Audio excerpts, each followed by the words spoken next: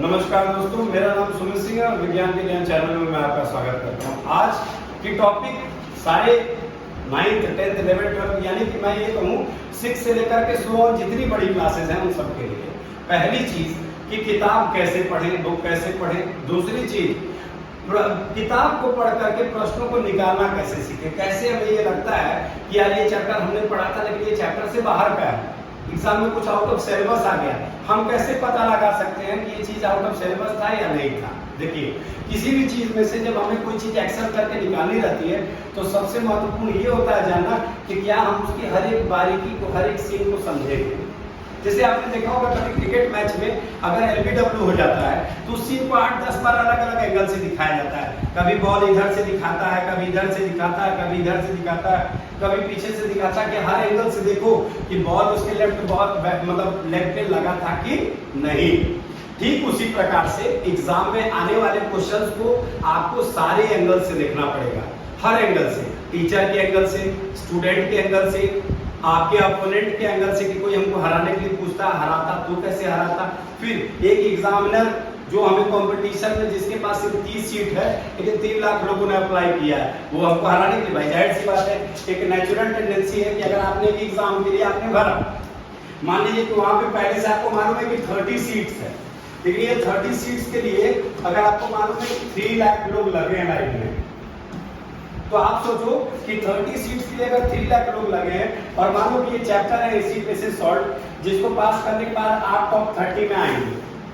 ध्यान से सुनिएगा, इस चैप्टर को पढ़ने के बाद आप टॉप 30 में आएंगे तब, लेकिन यहाँ पर तो आपके सामने 3 लाख लोग हैं, तो 3 लाख लोगों ने ये चैप्टर को पढ़ा होगा ना, तो इसमें से आप उस 30 जगह कैसे ला सकते हैं। यही है आज की वीडियो का विषय, आज की क्लास का विषय कि हजारों में हम एक कैसे बने, लाखों में हम एक कैसे बने। और यही किताब पढ़ करके कोई अभी इंडिया का टॉपर बना है, 500 में 500 लाया है, 500 में 500 लाया है, 500 में, ऐसे लोग कैसे साइंस में 100 में 100 कैसे ये पढ़ते होंगे, कि क्या स्ट्रेटजी होती होगी कि इनको 100 में 100 आता होगा। इस पूरे वीडियो में, इस पूरी क्लास को अगर आप अंत तक बहुत ध्यान से सब सुनेंगे तो आपको ये समझ में आएगा कि इसके लिए 5 मंत्र आपको दिए जाएंगे। मंत्र नंबर 1 यानी फॉर्मूला नंबर 1, पहले यह आपके सामने आपकी बुक है। अब आपके हाथ में एक पेंसिल या हाइलाइटर होना चाहिए। सबसे पहले ले लिया आपने, सबने ले लिया, सम्मान के चले सबके पास पेन है, ठीक है। अब आप यहाँ पर आप अपनी उंगली रखते हैं और यहीं से आपका हर एक लाइन पर आपका दिमाग जाता है। जैसे ही कोई चीज नई आती है वहां पर आकर के आप ऐसे मार्क कर लेते हैं।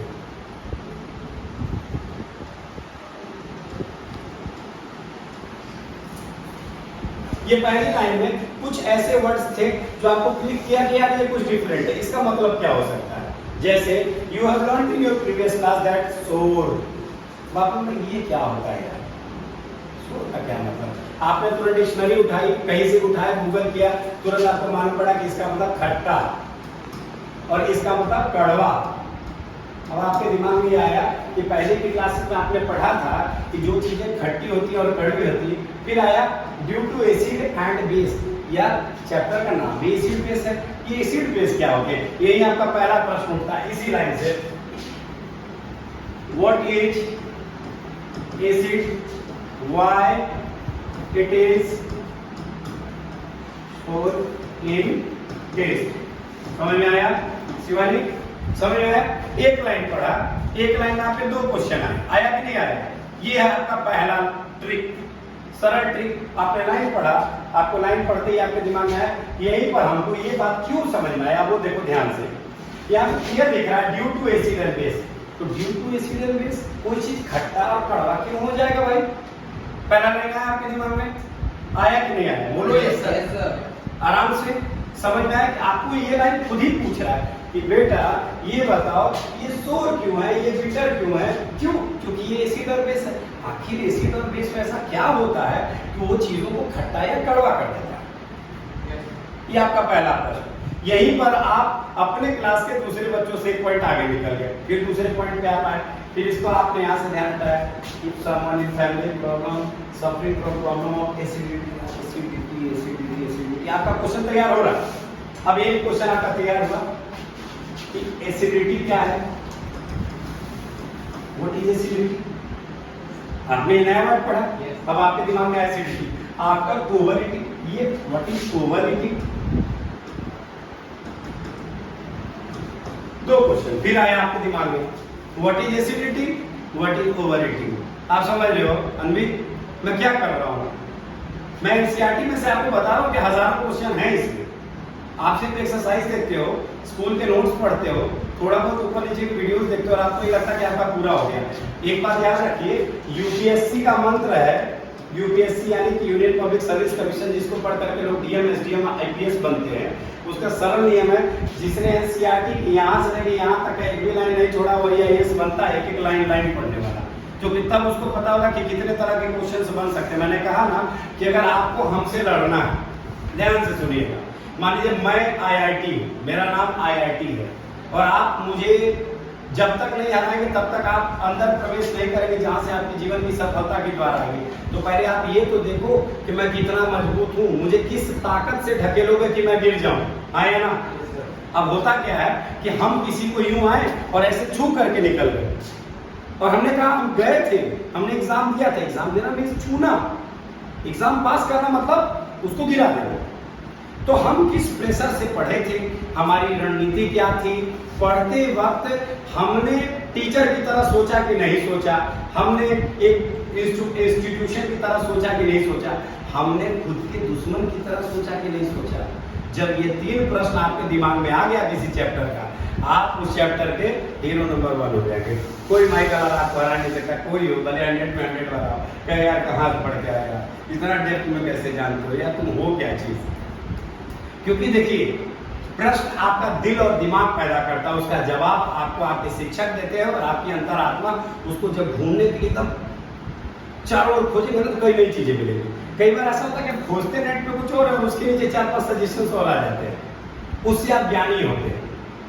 कई बार मैं कहूँगा दिव्यांशु घर से जरा खोज के लाना कि ये कास्टिक सोडा की क्या प्रॉपर्टी होती है। अब कास्टिक सोडा आपको मालूम है नहीं कि चैप्टर में कहाँ है, तो आप पेज पलटते तब तक आपकी नजर कहीं इस पे पड़ गई, कहीं ओवर ईटिंग पड़ गई, कहीं विनेगर पड़ गई, ये पड़ गई, जूस पड़ गई। यार कास्टिक सोडा वाली बात जो सर ने बोली थी वो तो ठीक है, हाई पांच जो क्वेश्चन था वो जो हमको नहीं आ रहा, चल पहले सर से हो दागते हैं।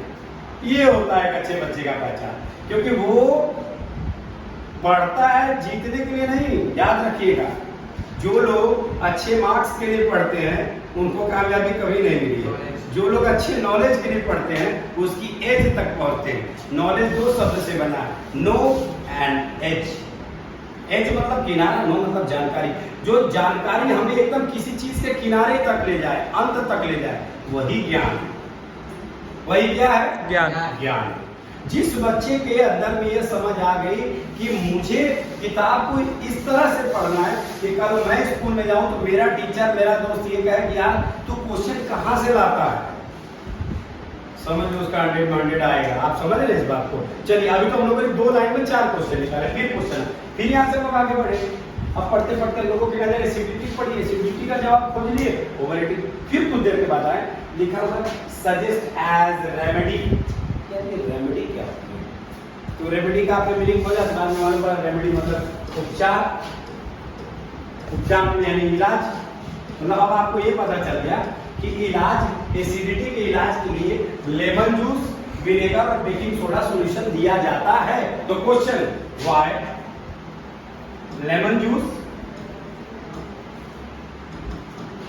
दूसरा विनेगर, तीसरा एंड कौन soda? Baking soda. Soda is used as remedy in hyperacidity. आया क्वेश्चन? आया?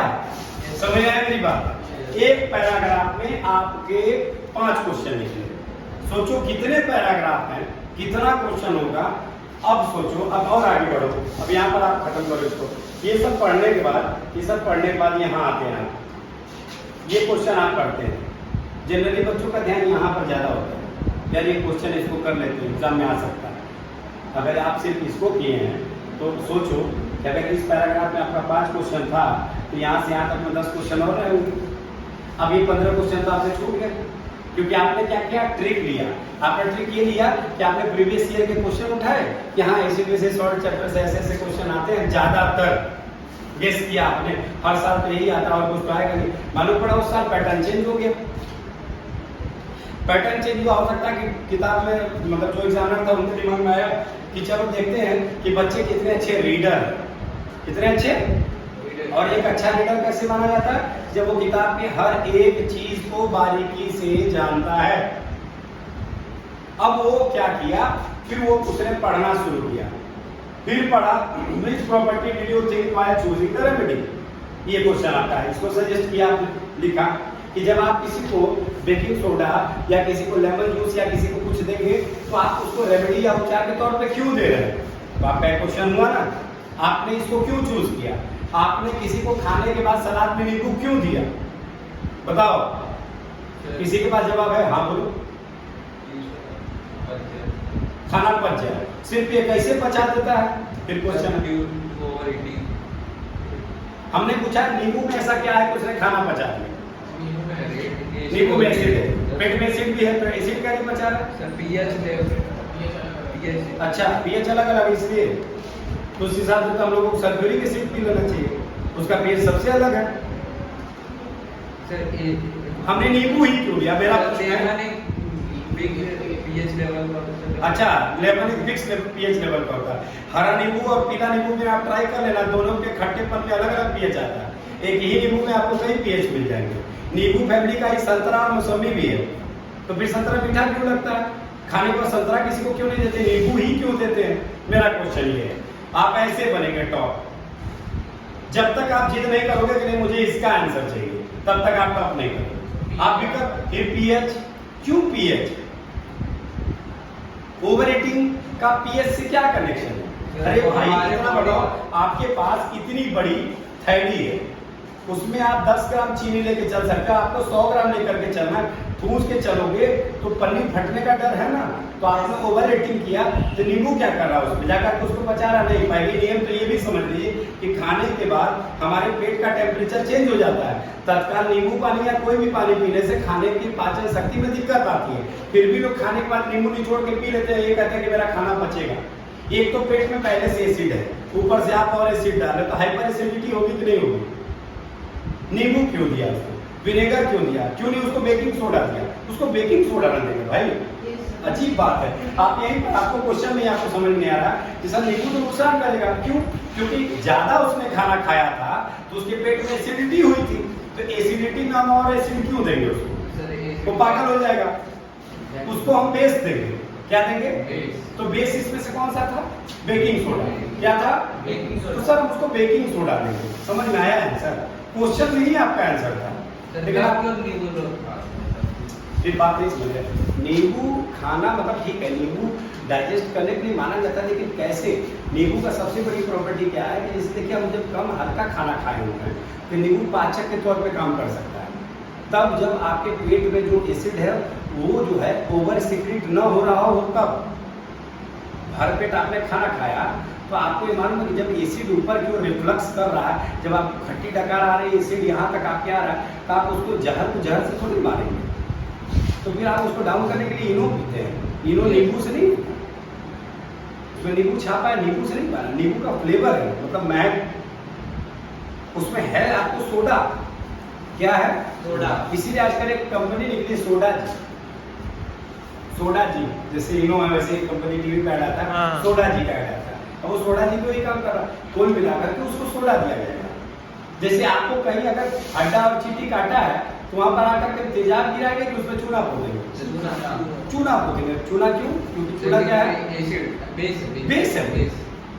तो बेस है ना, एसिड को मारने के लिए बेस से मारेंगे। तो पेट में एसिड था तो बेस से मारेंगे। ये होता है एक सही तरीके से किसी चीज को पढ़ना। किताब पढ़ते वक्त हाथ में कलम, हर लाइन को शक की निगाह से देखना, हर लाइन में क्वेश्चन पैदा करना, ये सोचना कि यहाँ से अगर टीचर पूछा तो हम क्या बोलेंगे। देखो यही एक आपका फिर क्वेश्चन आ रहा है। आप सभी जानते हैं कि एसिड होता है, सोडियम टेस्ट होता है और चेंज करता है ब्लू लिटमस को रेड में। क्यों, पहले ही तुम लिखती है यू ऑलरेडी नो, हम कहाँ जानते हैं भाई। लेकिन इस लाइन को आप अपने एंगल से पढ़ते बोलते हाँ हाँ हाँ यू ऑलरेडी नो, हम लोग पहले से पता था। नहीं पता था आपको, अब पता करो कि एसिड शोर क्यों होता है टेस्ट में, उसका टेस्ट शोर क्यों होता है, खट्टा क्यों होता है। फिर दूसरा प्रश्न, क्यों लिटमस को रेड में चेंज करता है, इसका जवाब आपको खुद ब खुद खोजना पड़ेगा। हम बता जाते हैं आपको कैसे। एक्चुअली क्या है कि जितने भी एसिड्स होते हैं उनकी pH 7 से बिलो होती है। माना जाता है कि जिसकी pH 7 से नीचे होती है वो खट्टे स्वाद का ही होता है। तो आप बोलेंगे due to less pH, less than 7 pH all acids are sour. पहला चीज। One more thing, it releases H+ sign. आपने दो प्रॉपर्टी बताई। तीसरी चीज फटाक से आप बताएंगे, because we know that maximum acids are of red to orange colour. So whenever any litmus comes into contact with acid, it changes its color into red, so that to show that substance is acid. मान लीजिए आप कोयला है और मान लीजिए कि मैं दूध हूँ। दूध ने कहा कि मैं कोयले से मिल के आया हूँ। सबूत क्या है जब दूध सफेद है तो? अगर तुम उससे मिल के आया तो उसका रंग लेके आओ ना, तो ब्लू लिटमस चला। अगर ब्लू लिटमस ही रह जाता तो वो रेड नहीं बनता। लोग कैसे कहते हैं कोई एसिड के कांटेक्ट में आया। क्वेश्चन ये उठता है, आप समझ रहे हैं? ये सुमित सर आपको ऐसे पढ़ा रहे हैं जैसे समझ लो इस समय में मौके पर समझो कि यहाँ रुद्रांश सिंह बैठे हैं या ऋत्विक सिंह या सौम्या सिंह बैठे हैं। ये लोग जब बैठे हैं हमारे सामने तो ये क्लियर लगेगा ना कि मैं अपने बेटे को दुनिया का कौन सा ज्ञान दे दूं तो बेस्ट हो जाए। हर बच्चा अपना बेटा बेटी है। इसी ट्रिक के साथ हम समापन करते हैं इस वीडियो का कि आप लोग याद रखेंगे कि पढ़ते वक्त हमें हमेशा अपने आप को, अपनी औकात को चेक करने के लिए कठिनतम प्रश्न खुद से पूछने हैं और बिना देखे उसका जवाब लिखना है। धन्यवाद।